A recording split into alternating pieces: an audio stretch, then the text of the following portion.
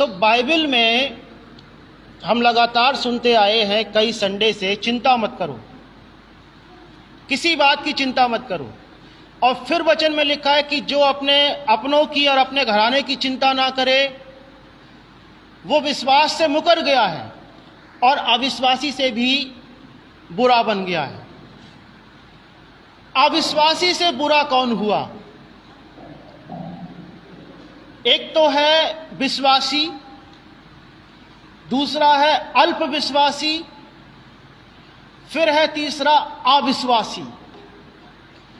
अविश्वासी से भी बुरा बन गया जो अपने घराने की, अपने बच्चों की, अपने परिवार की चिंता ना करे, देखभाल ना करे। एक तरफ बाइबल कहती किसी बात की चिंता मत करो, दूसरी तरफ वचन कहता है कि जो अपनों की और अपने घराने की चिंता ना करे, मतलब लापरवाह हो जाए,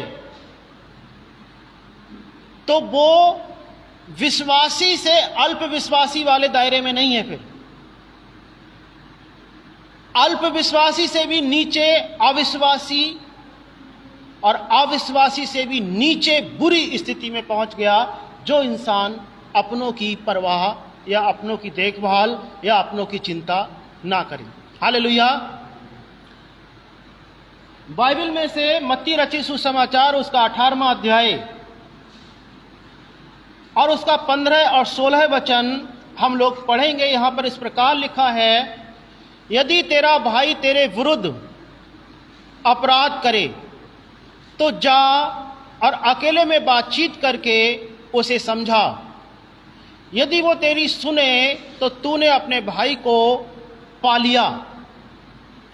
यदि वो ना सुने तो 1 या 2 जन को अपने साथ और ले जा कि हर एक बात 2 या 3 गवाहों के मुंह से निश्चित की जाए।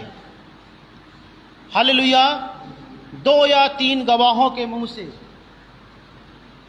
हर एक बात,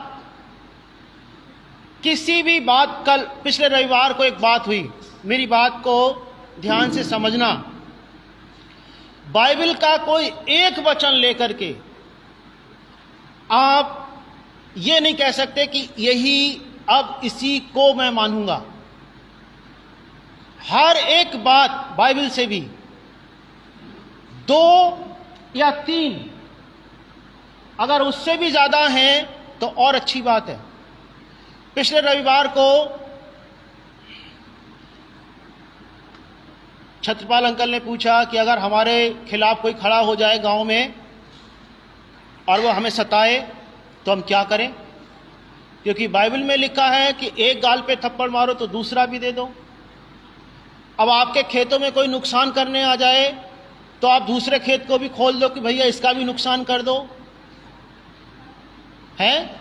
आपके घर से कोई एक चीज उठा के चोरी करके ले जाए तो आप दूसरा कमरा भी खोल दो। बाइबल के एक वचन को पढ़ करके आप पूरी तरीके से उसका कंक्लूजन प्राप्त नहीं कर सकते हैं। हालेलुया। परमेश्वर ने एक साथ एक विषय पर 2 या 3 गवाहों की का इंतजाम ठहराया है। कितने गवाहों का? कम से कम 2 गवाहों का। कितने गवाहों का? कोई बात जो ठहराई जाए या निश्चित की जाए, उसको ठहराने वाले 2 या 3 गवाह होने जरूरी हैं। 2 या 3 गवाह। ये बाइबल 2 के विषय में बार बार क्यों कहती है? 2 या अधिक। जहां 2 या 3 जन मेरे नाम से इकट्ठे होते हैं, वहां उनके बीच में मैं उपस्थित होता हूं। तो में से 2 जन पृथ्वी पर एक मन के होकर के मेरे पिता से कुछ भी मांगेंगे तो वो उनके लिए हो जाएगा। सवोपदेशक में लिखा है कि 1 से 2 अच्छे हैं क्योंकि उनके परिश्रम का अच्छा परिणाम मिलता है, अच्छा फल मिलता है। 2 के लिए परमेश्वर ने क्यों अहमियत दी है? यहां तक कि बाइबल यहां तक बताती है कि 2 आज्ञाओं पर, परमेश्वर की 2 आज्ञाओं पर पूरी व्यवस्था और भविष्यवक्ताओं की किताबें आधारित हैं। उन्हीं बातों पर। मत्ती उसका 22वां अध्याय और 40 वचन में लिखा है, मत्ती उसका 22वां अध्याय, ये ही 2 आज्ञाएं सारी व्यवस्था और भविष्यवक्ताओं का आधार हैं, कि तू अपने परमेश्वर से प्रेम रखना और अपने पड़ोसी से अपने समान प्रेम रखना। 2 क्यों? जब मूसा पर्वत से उतरे, परमेश्वर ने उनको 2 पटियाएं दी, आज्ञाएं लिखी हुई, एक पे 4, दूसरी पे 6, 2 पटियाएं। आप बाइबल में बार बार पाएंगे कि परमेश्वर ने 2 लोगों को अहमियत दी है। 2 लोगों को भेजा एक साथ सेवकाई के लिए। जब यीशु ने भेजा 2 को एक स्थान पर भेजा, जब 70 चेलों को एक जगह पर 72 चेलों को लिखा है भेजा, तो परमेश्वर यीशु ने उनको 2-2 करके भेजा, 2-2 करके भेजा। और यहां तक कि अगर किसी पासवान पर, किसी कलीसिया के जन पर कोई दोष लगाया जाए तो 2 या 3 गवाहों के सामने ही सुना जाए।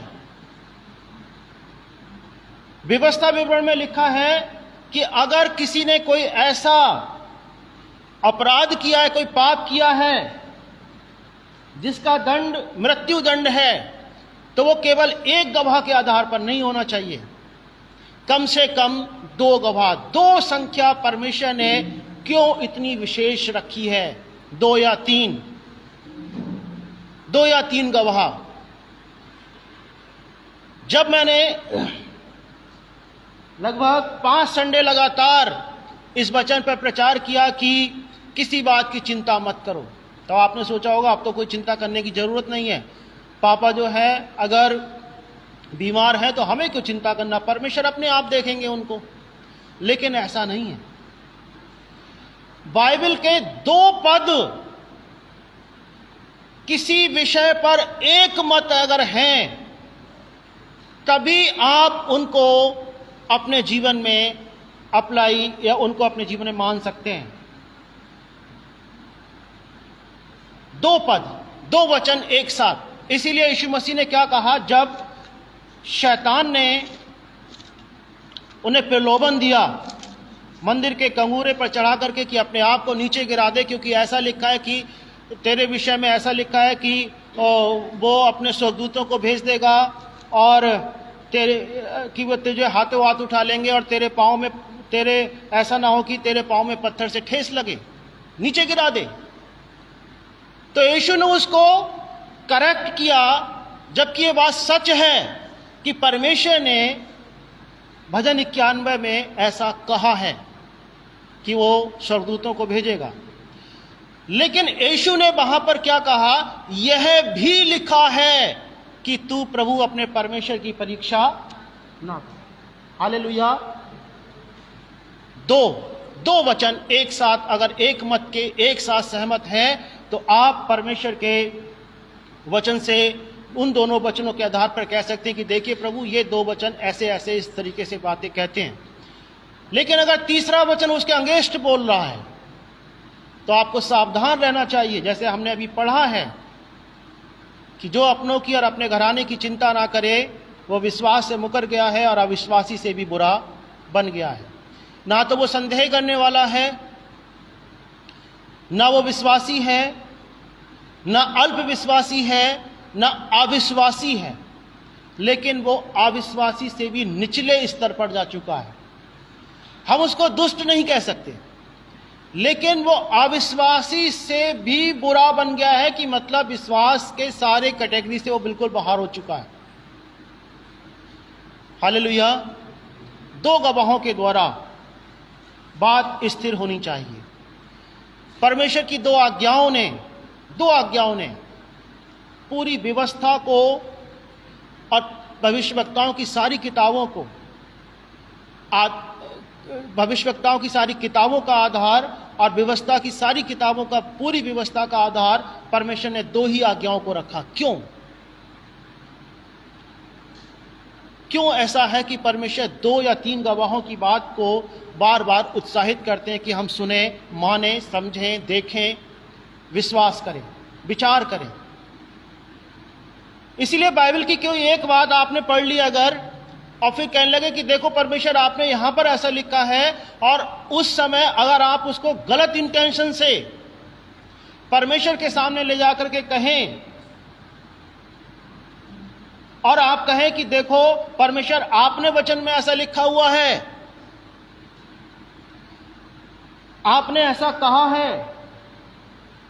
उदाहरण के तौर पर पौलुस ने तीमुथियुस से कहा कि तू अपने बार बार रोगी होने के कारण केवल पानी पीने वाला मत बन, थोड़ा सा दाखरस भी ले लिया कर। अब इस बात को लोगों ने क्या किया कि अब हम दाखरस, शराब, मदिरा खूब पान कर सकते हैं, क्योंकि पौलुस ने कहा। आज बहुत सारी दवाएं हैं जिनका आप इस्तेमाल करके, एक अच्छी दिनचर्या को इस्तेमाल करके आप अपने पेट को बिल्कुल ठीक रख सकते हैं। लेकिन बहाना, शैतान के लोग बहाना ढूंढते हैं। 2 बातें अगर वचन में एक मत नहीं है तो परमेश्वर की ओर से नहीं है। शैतान यही अगर हमारे मन में ये विचार डाले कि अब हमें कोई चिंता नहीं करनी किसी बात की, तो आप सतर्क रहना। बाइबल एक तरफ कहती कि चिंता मत करो, दूसरी तरफ कहती चिंता करो, अपने घराने की चिंता करो। हमें उन दोनों को लेकर चलना है। हमें उन दोनों को कैसे लेकर चलना है वो पवित्र आत्मा हमारी सहायता करेंगे, और इसके लिए हमें बुद्धिमानी की आवश्यकता होगी।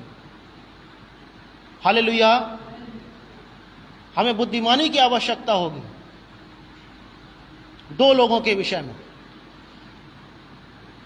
अगर कोई बात 2 गवाहों के बिना निश्चित की जाती है, हालेलुया, मैंने क्या कहा? अगर कोई बात 2 गवाहों के बिना निश्चित की जाती है या 3 गवाहों के बिना निश्चित की जाती है, तो वो परमेश्वर की ओर से नहीं है। हालेलुया, 2 गवाहों का होना आवश्यक है। अब वो कौन से 2 गवाह होने चाहिए? गवाह झूठे भी होते हैं, आपको पता है। गवाह सच्चे भी होते हैं, गवाह झूठे भी होते हैं। लोगों ने, अहाब राजा की पत्नी ने, इज़बेल ने एक सच्चे जन को झूठे गवाहों के द्वारा मरवा दिया था, आपको पता होगा। यीशु के विरोध में भी लोग झूठी गवाहियां दे रहे थे, तो गवाह सच्चे होना आवश्यक है। अब वो सच्चे गवाह कहां से लेकर के आएंगे? आज जिस संसार में हम रह रहे हैं, परेशानियां, झूठ, मक्कारी, धोखाधड़ी, छल कपट भरा पड़ा पूरे संसार के अंदर। और ऐसे समय में आप कहां से सच्चे गवाहों को लेकर के आएंगे कि हर एक बात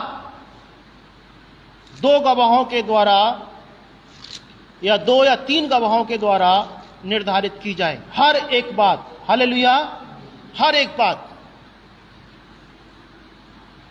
आपका मन करे कि हाँ, बाइबल तो कह रही कि 2 या 3 गवाह, बस बात खत्म हो गई, कहीं से भी पकड़ के ले आओ 2 गवाह। आजकल तो किराए पे भी मिल जाते हैं, पैसे दो, गवाही दिलवा दो। किस किस को ये बात पता है? होता है। गवाह पैसे लेकर के झूठ बोलते हैं, बाइबल में लिखा है। नाबोत की दाग की बारी के लिए इज़बेल ने झूठे गवाह खड़े करवाए पैसे देकर के। यीशु के विरोध में झूठे गवाह खड़े हुए।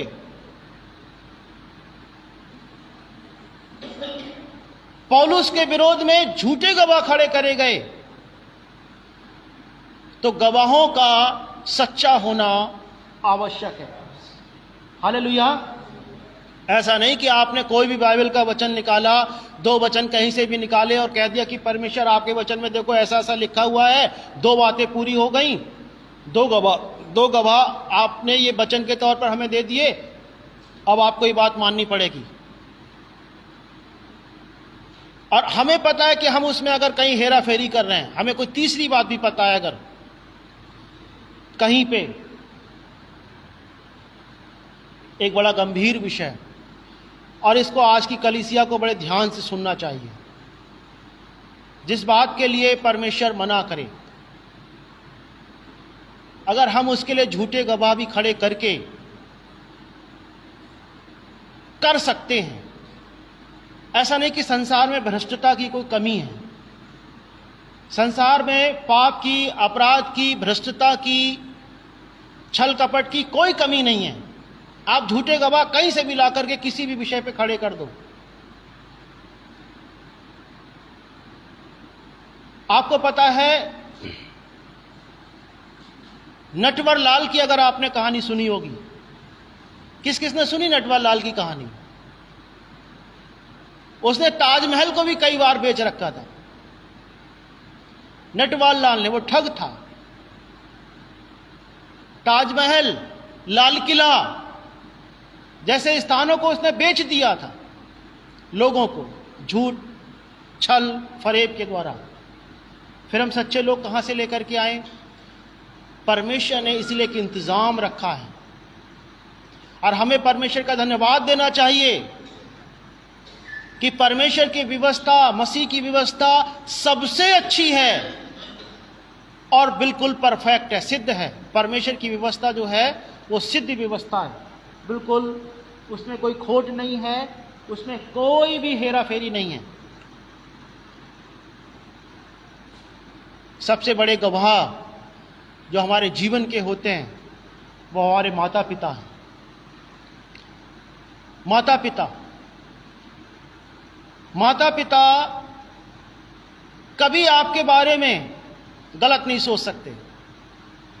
माता पिता आपको जानबूझ करके गड्ढे में नहीं डाल सकते। अगर वो डालते हैं तो वो सही माता पिता नहीं हैं। और दूसरा, जो वचन के अनुसार है, आपकी कलीसिया के पासवान। देखिए परमेश्वर ने कैसी व्यवस्था रखी है। पासवान को जिम्मेदारी दी है कि कलीसिया को सही मार्ग पे चलने के लिए वो प्रेरित करे। मुझे नहीं पता कि आप में से कितनों को यह एहसास हो या ना हो, लेकिन मैं एहसास के साथ कह सकता हूं कि पासवान का काम जो है बड़ा कठिन और बड़ा जिम्मेदारी वाला है। आपके माता पिता ने आपको जन्म दिया। एक पासवान जो होते हैं वो कलीसिया को ऐसे लेकर के चलते हैं जैसे एक माता पिता अपने बच्चों को लेकर के जा रहे होते हैं। और तीसरा गवाह परमेश्वर का वचन, पवित्र आत्मा। किसी काम में अगर 2 या 3 लोगों की गवाही, 2 लोगों की, 3 लोगों की, सच्चे लोगों की गवाही शामिल नहीं है तो परमेश्वर की ओर से नहीं है। चाहे वो आपका करियर हो, चाहे आपके जीवन के निर्णय हो, चाहे आपके कोई भी चीजें हों, कोई भी चीजें हों जिसमें 2 या 3 गवाहों का शामिल होना नहीं है, वो भी सच्चे गवाहों का, झूठे मक्कार गवाहों का नहीं। नाबोत के समान, जो नाबोत की दाग की बारी को अपना बनाने के लिए जो इजबेल ने किया, ऐसे झूठे गवाहों के सहारा लेकर के नहीं। आपके सच्चे गवाह उसमें शामिल होने चाहिए। वो आपका चाहे विवाह का मैटर हो, चाहे आपके करियर का मैटर हो, चाहे आपके जीवन का कोई भी निर्णय क्यों ना हो, अगर उसमें 3 या 2 गवाह नहीं है शामिल तो वो परमेश्वर की ओर से नहीं है, वो परमेश्वर की ओर से नहीं है। और अगर कोई व्यक्ति कहता है कि वो परमेश्वर की ओर से है जिसमें माता पिता शामिल नहीं है, सहमत नहीं है, पासवान सहमत नहीं है, परमेश्वर का वचन सहमत नहीं है, अगर वचन सहमत नहीं है, पासवान सहमत नहीं है, आपकी कलीसिया के अपने पासवान, आपके माता पिता सहमत नहीं है, रिश्तेदारों का तो छोड़ दीजिए, रिश्तेदार तो कभी कभी मुंह देखी बात भी कर जाते हैं। रिश्तेदार परमेश्वर ने वो गवाह के तौर पर नहीं रखे। जो इंसान को बड़े डिसीजंस लेने के समय जिनकी सहमति की आवश्यकता होती है, उनमें रिश्तेदारों का बहुत योगदान नहीं होता, क्योंकि रिश्तेदार बहुत बार मैंने देखा है सच्चाई के साथ बात नहीं करते। लेकिन माता पिता, पासवान, परमेश्वर का वचन, ये तीन चीजें ऐसी हैं जो आपको कभी गुमराह नहीं कर सकते, आपको कभी गलत क्षेत्र में लेकर के नहीं जाएंगे। अगर एक जन लेकर के जाएगा, मान लीजिए पेरेंट्स लेकर के जाते हैं, माता पिता लेकर जाते हैं, तो पासवान संभालेंगे। पासवान लेके जाते हैं तो माता पिता और परमेश्वर का वचन संभालेगा, परमेश्वर का आत्मा संभालेगा। अगर तीनों ही जन, अब तीनों में परमेश्वर को तो झूठा हम कभी साबित कर ही नहीं सकते, क्योंकि परमेश्वर कभी झूठ नहीं बोलते। अक्सर हमें बड़ा आसान होता है अपने माँ बाप पर दोषारोपण कर देना, पासवान को गलत ठहरा देना। आपको पता है सबसे ज्यादा अगर दुश्मनी मानते हैं लोग तो पासवान से मानते हैं।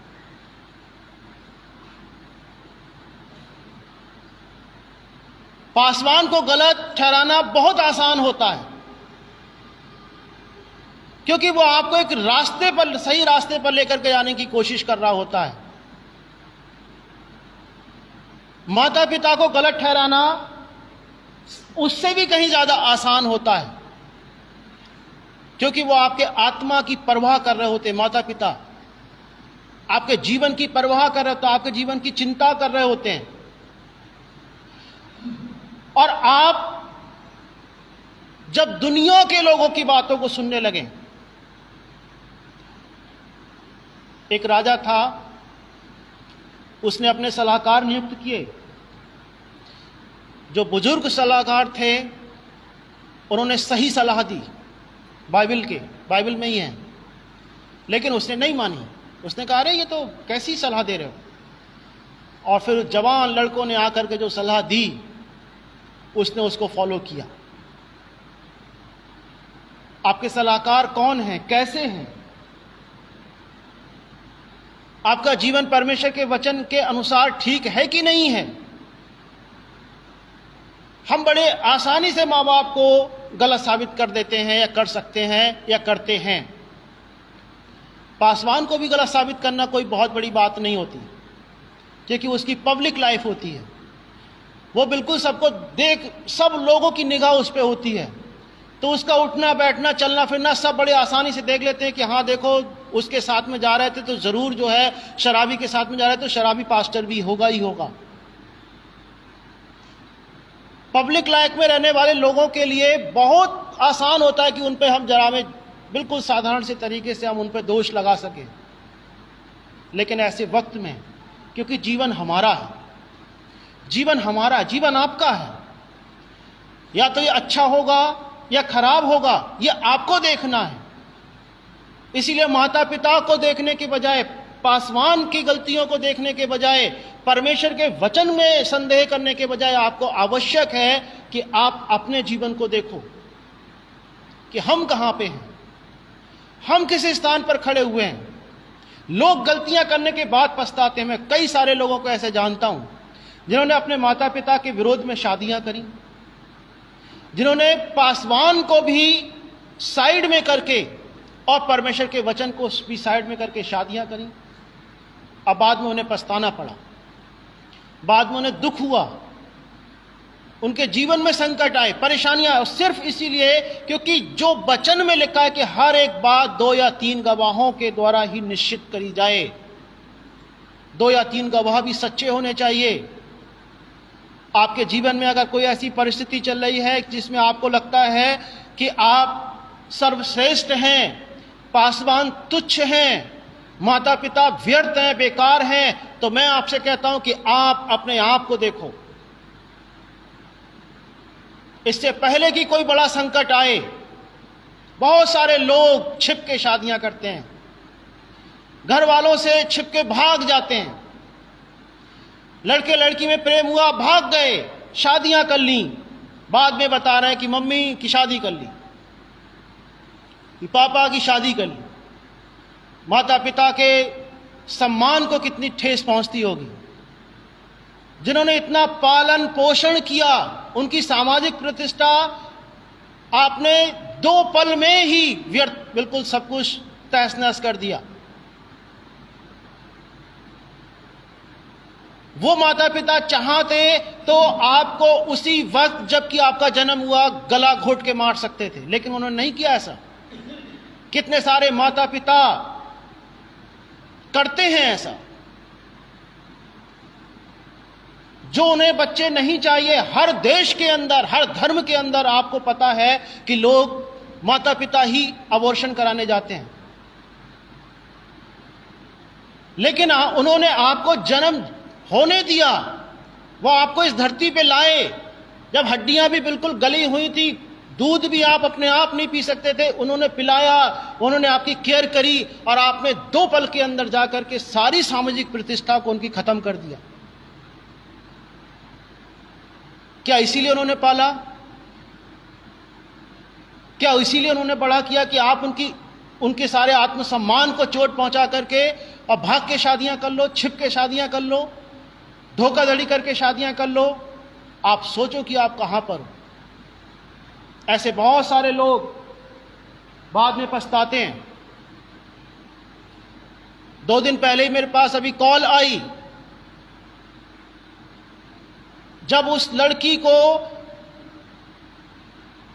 एहसास हुआ कि मेरे मम्मी पापा मेरी शादी के लिए इस व्यक्ति के साथ सहमत नहीं होंगे, उसने चुपचाप शादी कर ली। आज स्थिति यह है, 3 हीमोग्लोबिन 3.4 हीमोग्लोबिन बचा हुआ है उस लड़की के अंदर। हस्बैंड कहता है कुछ भी हो फर्क नहीं पड़ता, फैमिली कहता है कुछ भी हो फर्क नहीं पड़ता। आप सोचो, जिसके प्यार में वो पागल होकर के गई, भाग के गई, शादी कर ली।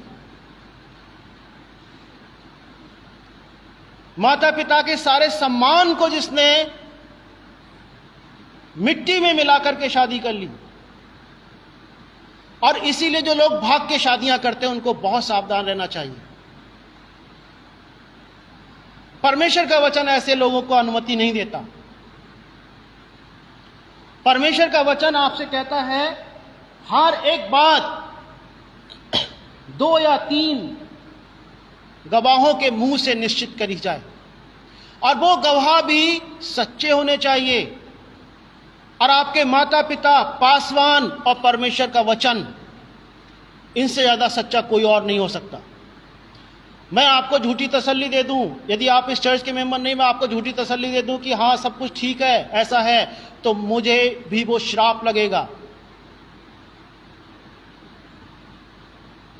हर एक विवाह के अंदर पहले माता पिता की सम्मति होना बहुत आवश्यक है। वो टिकता नहीं विवाह। हो सकता है आपके पास बहुत सारे उदाहरणों की, देखो उन्होंने ऐसा किया था, वैसा किया था, और ऐसा हुआ था, फिर वैसा हुआ था। दूर के ढोल सुहावने नजर आते हैं। मैं बहुत सारे लोगों को जानता हूं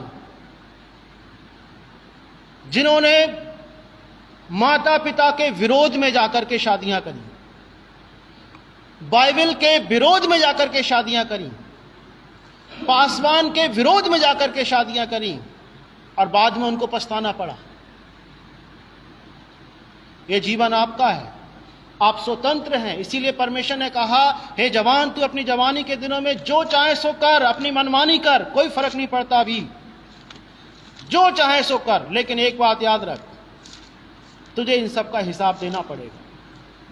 इन सब बातों का एक बार क्या होगा? न्याय, परमेश्वर तेरा न्याय करेगा।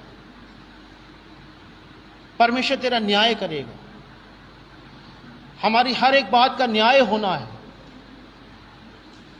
अगर हमारे किसी गलत कार्य से, गलत डिसीजन से, गलत निर्णय से हमारे प्रभु की बदनामी होती है, हमारे जीवन खराब होते हैं, तो उचित है कि हम परमेश्वर के सामने आएं और बुद्धिमान बने, बुद्धिमान बने।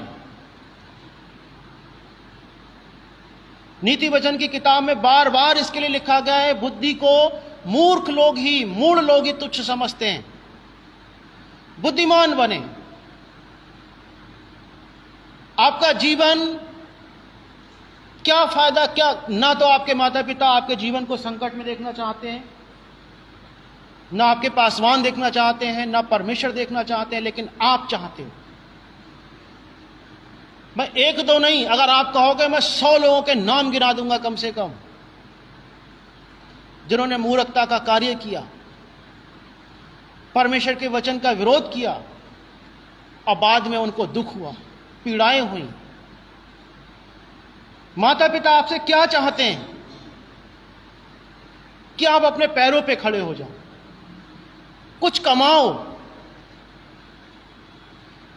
कुछ मेहनत करो, कुछ जीवन को में अपने आप को कुछ बनाओ, कुछ बेहतर करो।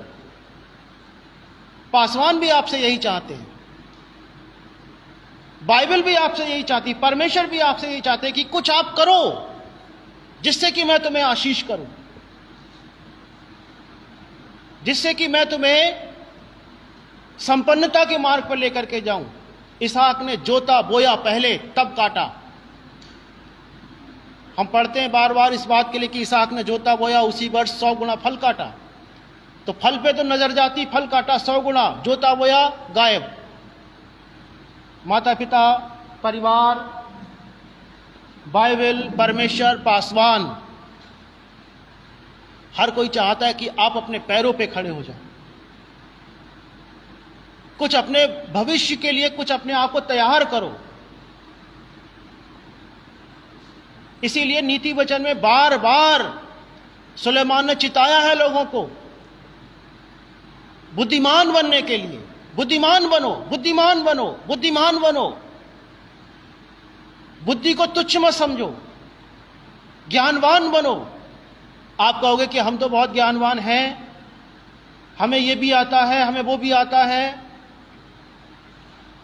हमें सिलाई कढ़ाई मशीन सब आती है, हम कंप्यूटर भी चला लेते हैं, हम मोटरसाइकिल, बाइक, स्कूटर, हवाई जहाज, हेलीकॉप्टर, जहाज, पानी का जहाज सब चला लेते हैं।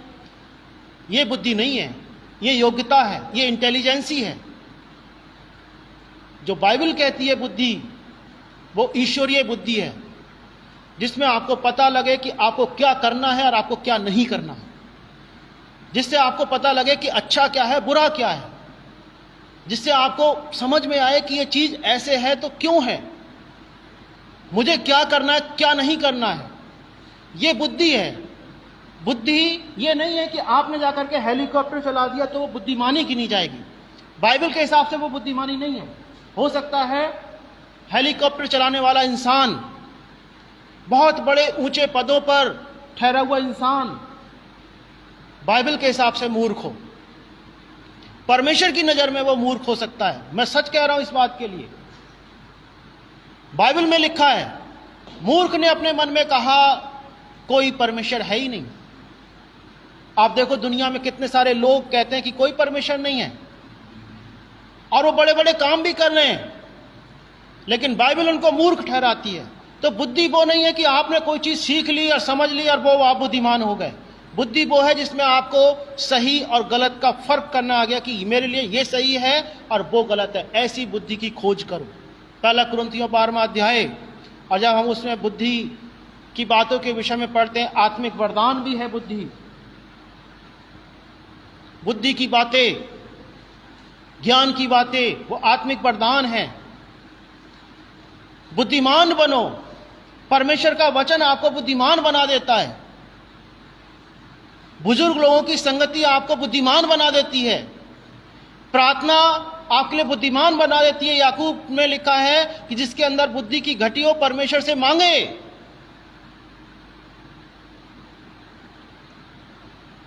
प्रार्थना है भजन 90 में कि मुझे अपने दिन गिनने की समझ दे जिससे कि मैं बुद्धिमान हो जाऊं।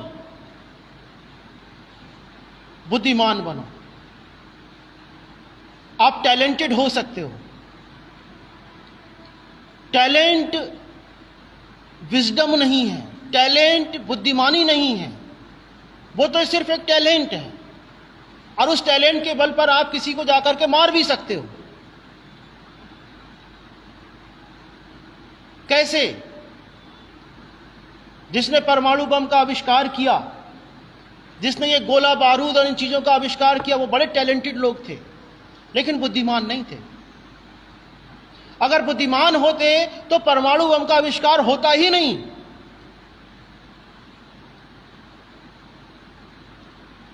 विनाशकारी, जो कि जापान के हिरोशिमा नागासाकी पे फेंका गया, लाखों लोग पल भर में नष्ट हो गए। उस आदमी ने जिसने बनाया, जब उसको एहसास हुआ कि मैंने गलत चीज की खोज कर दी है, उसने अपनी सारी प्रॉपर्टी दान कर दी और एक नोबेल फाउंडेशन बना करके कहा कि मेरा पैसा जो है इन क्षेत्रों में जो अच्छी उपलब्धियां हासिल करें उनको दे दिया जाए। उसे अपनी गलती का एहसास हुआ कि मैंने परमाणु बम बना करके बहुत बड़ी गलती कर दी है। बहुत बड़ा साइंटिस्ट था, नोबेल नाम का, लेकिन बुद्धिमान नहीं था। बुद्धिमान, टैलेंटेड होना बुद्धिमान नहीं है। बाइबल उसको नहीं कहती। हो सकता है कि आप बिल्कुल सिंपल सा काम करते लेकिन फिर भी बहुत बुद्धिमान हो, कि आपको पता है कि ये चीज ऐसे गलत है और ये चीज सही है। जो गलत है सो गलत है, जो सही है सो सही है। और जिसको इस बात की समझ आ गई वो बुद्धिमान है। हालेलुया। और जिसको इस बात की समझ नहीं आई वो बुद्धिमान नहीं है। उसको बुद्धि की आवश्यकता है, उसको प्रार्थना करने की आवश्यकता है कि वो प्रार्थना करे, मांगे, परमेश्वर मुझे बुद्धि दे।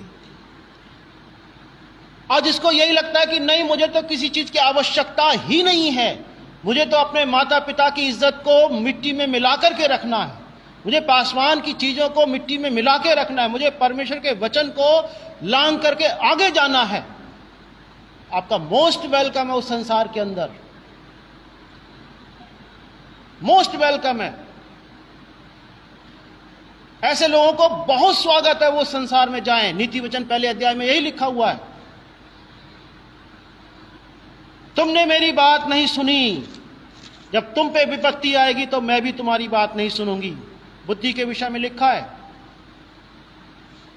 मैंने तुम्हें पुकारा, तुमने इनकार किया, और मैंने हाथ फैलाया परंतु किसी ने ध्यान ना दिया, वरन तुमने मेरी सारी सम्मति को अनुसरण किया और मेरी ताड़ना का मूल्य न जाना, इसलिए मैं भी तुम्हारी विपत्ति के समय हंसूंगी।